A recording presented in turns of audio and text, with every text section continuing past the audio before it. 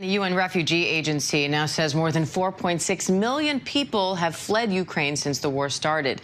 The vast majority of those refugees traveled across the border into Poland, which has taken in more than 2.6 million people. Let's bring in the U.S. Ambassador to Poland, Mark Brzezinski, for more on this. Ambassador, thank you for being here. You've said that Poland has been successful in assimilating refugees into their homes. Why is that, and how long do you think that can continue? It's an excellent question, and as you said at the top of your report, 2.5 million refugees have come to Poland, and let me put a timeline on that in the last 30 days. And to provide some context, I served as the U.S. ambassador to Sweden, and Sweden makes a good point that it took a long time to assimilate 1 million refugees over 20 years. Poland has taken 2.5 million refugees in 30 days and has, as a national policy, the placement of every single one of those refugees into someone's home or apartment. That is a first in history, that as a national policy, the reaction to a refugee inflow is to place everyone in someone's apartment or home.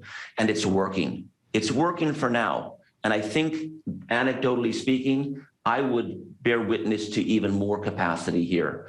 The cities, the major cities, Warsaw, Poznan, Kraków, Wrocław, have taken the bulk of those refugee arrivals. There's about 800,000 of the 2 million plus refugees here in those 4 cities alone. And so what the government is doing is it's pointing to smaller towns and more rural areas for where the refugees should go. And that is not optimal in the eyes of at least some of the arriving refugees. So there are some logistical problems and hoops to jump through, but at this point, it's working. It is a logistical feat. Most of the refugees don't want to go beyond Poland. They want to stay here because the language, the Polish language and Ukrainian language and Russian language, they're all Slavic languages. And one can communicate between them. The food is similar, but most importantly, Poland is close. It's proximate to where these refugees want to go, Diane. They want to go home. They want to go home and rebuild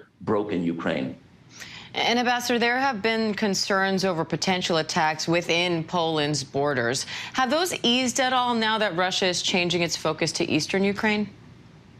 Well, that's an excellent question, Diane. And as chief of mission here, the safety and security, first and foremost, of the American community, and then more generally in terms of the relationship between America and Poland, is my top priority. And so I watch that space closely.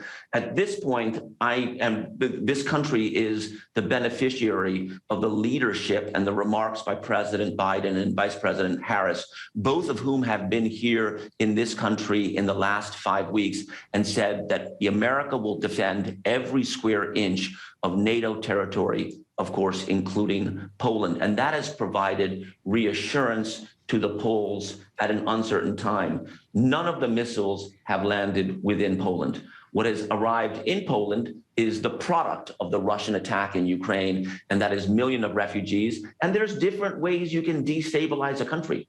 It isn't just by missiles landing within your territory. It can be the thrusting of many, many, many people, refugees, into your country, and that can create a difficult problem for the economy, for the systems, and it's working here so far. And in many ways, this is a testimony to the American intelligence community, because months ago, in the fall, the American intelligence community, under the leadership of President Biden, was going to each of these countries and saying, Russia will attack Ukraine. This is their defensive and offensive postures. This is their decision-making. You need to get ready. To their credit, the countries in this part of the world did. And you talked about how Poland is at least militarily protected by the NATO alliance. Now, Sweden and Finland are considering joining NATO. Do you think NATO should admit them, and what effect do you think that could have? Well, that's ultimately up to the people of Sweden and Finland, and they still have to submit formal applications to join NATO. But I would say this.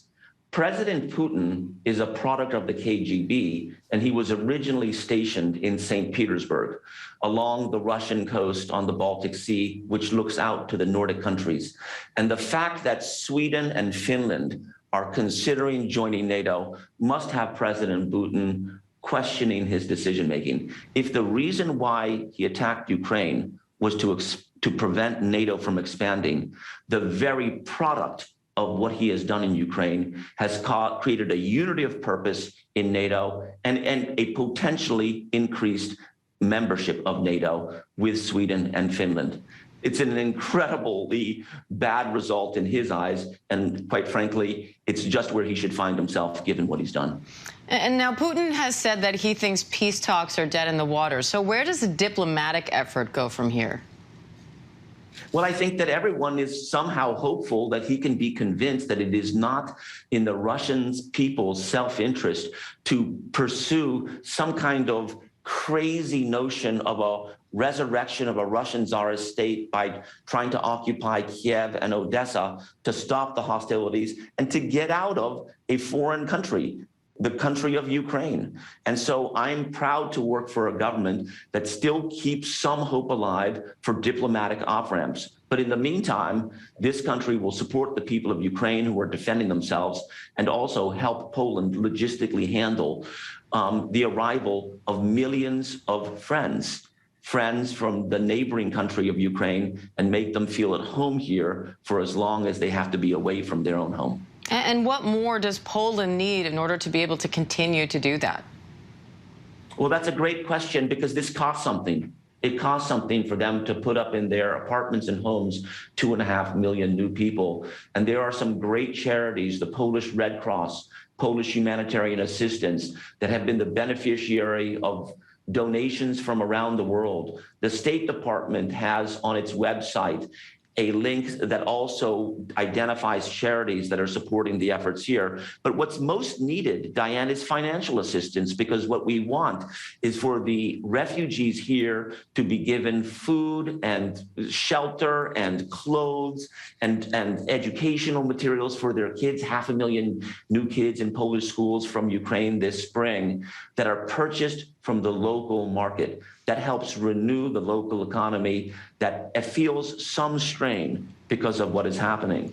It's interesting that the World Bank has figures being released in terms of the projected growth of each of these countries. Poland projects a positive growth rate of 4%, while Russia projects a negative growth rate of 10%. Speaks for itself in terms of decision-making by their leaders.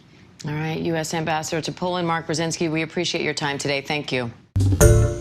Hi, everyone. George Stephanopoulos here. Thanks for checking out the ABC News YouTube channel. If you'd like to get more videos, show highlights, and watch live event coverage, click on the right over here to subscribe to our channel. And don't forget to download the ABC News app for breaking news alerts. Thanks for watching.